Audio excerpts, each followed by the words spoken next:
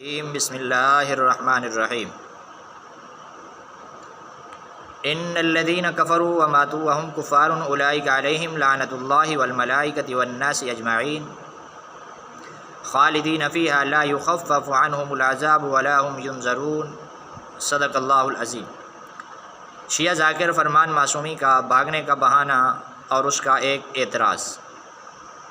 شیعہ ذاکر فرمان معصومی مناظرے سے فرار اور روتے ہوئے بھاگتے بھاگتے بہانہ یہ بنایا کہ اس شخص نے ہمارے سلام کا جواب نہیں دیا،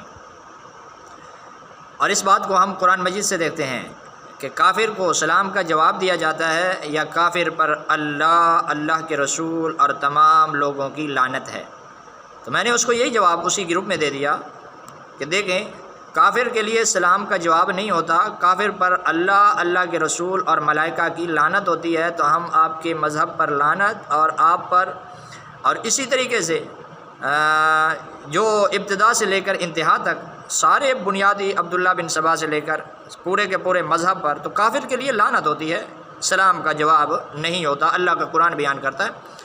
سورۃ بقرہ ہے، آیت نمبر 161 ہے، فرمایا ان الذین کفروا وماتوا وهم کفار، بے شک وہ جو کافر مر گئے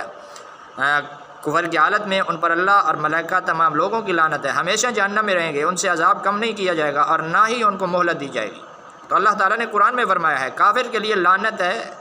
سلام نہیں ہے۔ اور ایک بار پھر شیعہ ذاکر فرمان معصومی مناظرے سے فرار ہو گیا، اور خود مناظرہ طے کرنے کے باوجود پھر فرار ہوا، اور دعا ہے اللہ پاک ہم سب کو ایسے جھوٹے باطل مذہب سے محفوظ فرمائے۔